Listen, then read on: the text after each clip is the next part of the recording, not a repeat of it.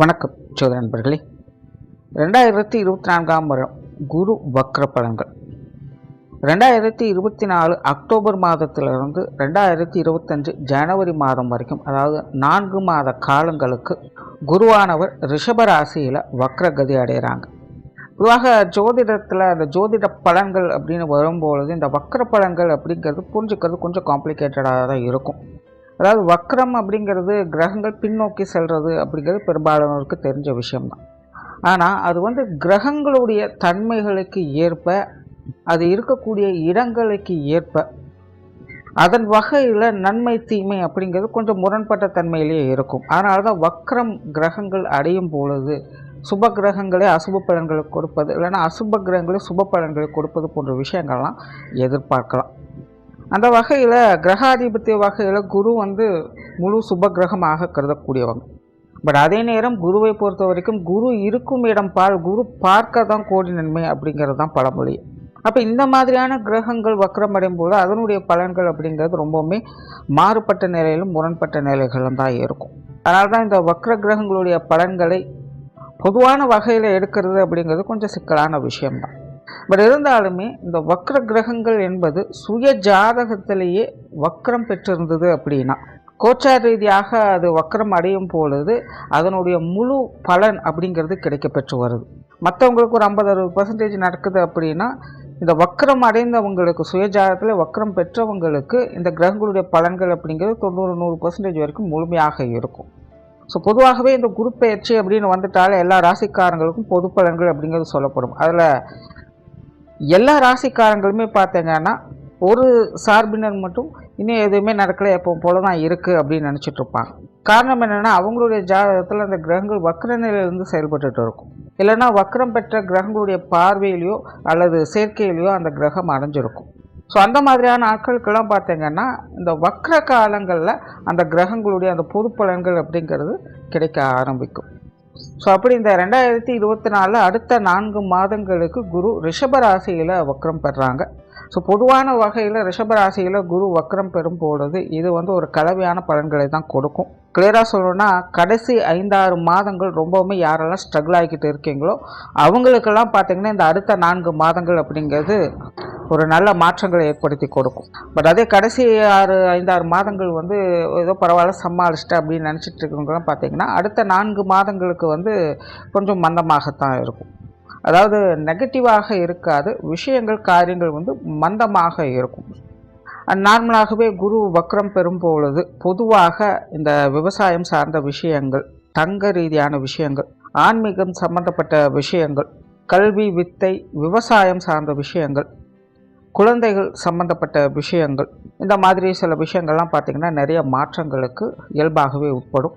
Already இது எல்லாமே பொதுவான வகையில் இன்றைய சூழ்நிலைக்கு கொஞ்சம் பேசு பொருளாகத்தான் இருக்குது. ஸோ இன்னும் சில காலங்களுக்கே பார்த்திங்கன்னா இந்த மாதிரியான விஷயங்கள்லாம் கொஞ்சம் அப்படி இப்படின்னு தான் இருக்கும். அதனால் மக்கள் இது சார்ந்த விஷயங்களில் கொஞ்சம் கவனத்தோடு இருப்பது நல்லது.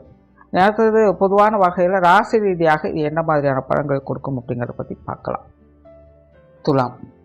துலாம் ராசிக்கு அஷ்டமஸ்தானத்தில் குரு அடுத்த 4 மாத காலகட்டங்களுக்கு வக்ரகதியில் சஞ்சாரம் செய்துட்டு வரும். குருவினுடைய இந்த வக்ர சஞ்சாரம் என்பது துலாம் ராசியை பொறுத்த வரைக்கும் பெரும்பாலும் ஒரு சாதகமான அமைப்புகளில் தான் செயல்படும். இப்போது சம்பகாலமாக துலாம் ராசிக்காரங்களுக்கு பொருளாதார ரீதியான விஷயங்கள் மற்றும் உடல்நலம் சார்ந்த விஷயங்களில் கொஞ்சம் சங்கடங்களை கொடுத்து வந்திருக்கும். அந்த மாதிரியான சங்கடங்களை பார்த்து வரக்கூடியவங்களுக்கு இந்த குருவின் வக்ர காலகட்டங்களில் அது சார்ந்த விஷயங்களில் நிவர்த்திகளை கிடைக்க பெற்று வருவாங்க. மெயினாக இந்த காலகட்டங்களில் கொடுக்கல் வாங்க விஷயங்கள் சாதகமாக இருக்கும். கடன் சார்ந்த பிரச்சனைகளுக்கு தீர்வுகள் அப்படிங்கிறது கிடைக்கும்.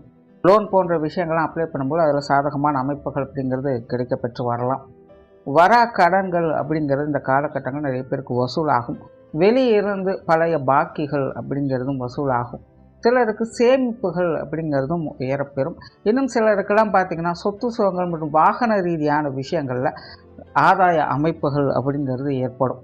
மெயினாக துலாம் ராசிக்காரங்களுக்கு இந்த காலகட்டங்களில் பர்சனல் டெவலப்மெண்ட் அப்படிங்கிறது நல்லபடியாக இருக்குது. தொழில் வேலை உத்தியோகம் சார்ந்த விஷயங்கள் கூட உங்களுக்கு சாதகமான நிலைகளே இருக்கும். வெளி விஷயங்கள் மற்றும் வெளி காரியங்கள் வகையில் நன்மைகளை எதிர்பார்க்கலாம். சம்பகாலமாக இந்த மாதிரியான விஷயங்கள்லாம் துலாம் ராசிக்காரங்களுக்கு ஒரு மாதிரியான சஞ்சல நிலைகளை தான் போய்கிட்டு இருந்திருக்கும். தொழில் சார்ந்த விஷயங்களாகட்டும், பொருளாதாரம் சார்ந்த விஷயங்களாகட்டும், சொத்து சுகங்கள் சம்பந்தப்பட்ட விஷயங்களாகட்டும், குழந்தைகள் சார்ந்த விஷயங்கள் கூட துலாம் ராசிக்காரங்களுக்கு ஒரு மாதிரியான குழப்பங்கள் மற்றும் சஞ்சலங்கள் நிறைந்த விஷயங்களாக அவங்களுக்கு அமைந்திருக்கும். பட் இந்த வக்ர காலகட்டங்களில் துலாம் ராசிக்காரங்களுக்கு சம்ப காலத்தில் ஏற்பட்டு வந்த இந்த மாதிரியான சங்கடங்கள் அனைத்திற்குமே பார்த்தீங்கன்னா ஒரு நல்ல மாற்றங்களை ஏற்படுத்தக்கூடிய அமைப்புகளை ஏற்படுத்தி கொடுக்கும். குறிப்பாக இந்த காலகட்டங்களில் தொழில், வேலை, உத்தியோகம் சார்ந்த விஷயங்களில் முன்னேற்றம் தரக்கூடிய அமைப்புகளை எதிர்பார்க்கலாம். சிலருக்கு வேலை மாற்றங்கள் போன்ற விஷயங்கள் அல்லது பதவி உயர்வுகள், சம்பள உயர்வுகள் போன்ற விஷயங்கள்லாம் இந்த காலகட்டங்களில் எதிர்பார்க்க முடியும்.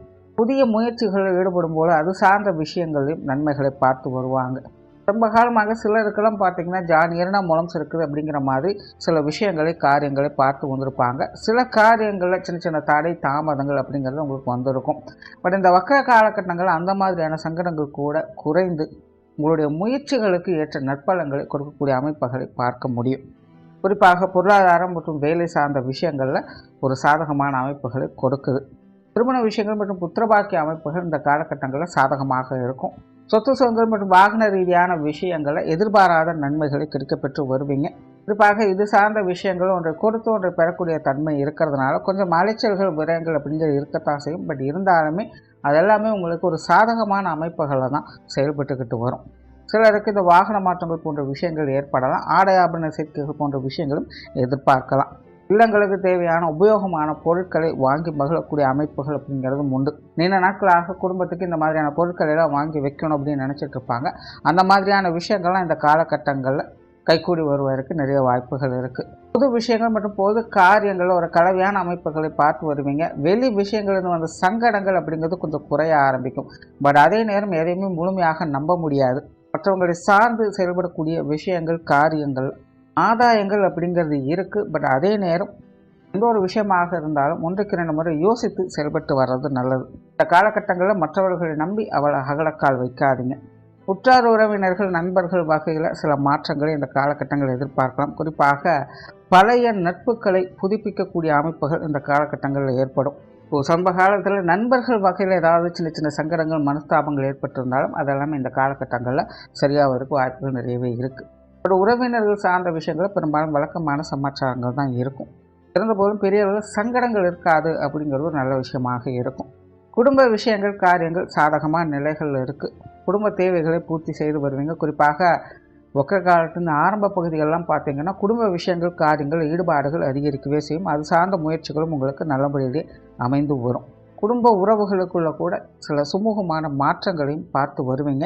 சங்கடம் கொடுத்து வந்தவங்க கூட இனி உங்கள்கிட்ட சமாதானத்தை நாடி வரக்கூடிய காலகட்டமாக இருக்கும். பெற்றோர்கள் சார்ந்த விஷயங்கள் மற்றும் உடன்பிறப்புகள் சார்ந்த விஷயங்கள் எல்லாமே சமாளிக்கக்கூடிய வகையில் இருக்குது. கணவன் மனைவி உறவுகளுக்குள்ள நன்மைகள் அப்படிங்கிறது இருக்கும். பட் அதே நேரம் வாழ்க்கை துணை சில நேரங்களில் சின்ன சின்ன பிடிவாதங்களையும் செய்வாங்க. பட் இருந்தாலும் பெரிய சங்கடங்கள் அப்படிங்கிறது இருக்காது. குழந்தைகள் சம்பந்தப்பட்ட விஷயங்களையும் கொஞ்சம் மந்தமான சூழ்நிலைகள் இருந்தாலும் கூட சாதகமான அமைப்புகளையே எதிர்பார்க்கலாம். ஸோ இப்படி குடும்ப உறவுகளுக்குள்ள கூட ஒரு சாதகமான அமைப்புகளை இந்த காலகட்டங்களில் முழுவதுமாக பார்க்க முடியும். மாணவர்களுக்கு கல்வி மற்றும் வித்தை சார்ந்த விஷயங்கள் இந்த காலகட்டங்களில் சாதகமாகவே இருக்குது. மாணவர்களுடைய தேவைகள் பூர்த்தியடையக்கூடிய வகையில் இருக்கும். இடமாற்றங்கள் போன்ற விஷயங்கள் மாணவர்களுக்கு ஒரு சாதகமான அமைப்புகளை கொடுக்கக்கூடிய காலகட்டமாகவும் இருக்குது. வெளியூர் மற்றும் வெளிநாடு சம்பந்தப்பட்ட விஷயங்கள் இந்த காலகட்டங்களில் திருப்திகரமாகவே இருக்கும். ஸோ ஓவராலாக இந்த குருவினுடைய வக்ர காலகட்டம் என்பது துலாம் ராசியை பொறுத்த வரைக்கும் சமீப காலத்தில் ஏற்பட்டு வந்த மன சங்கடங்களுக்கு ஆறுதல் தரக்கூடிய வகையில் அமையும். நன்றி, வணக்கம், வாழ்க வளமுடன்.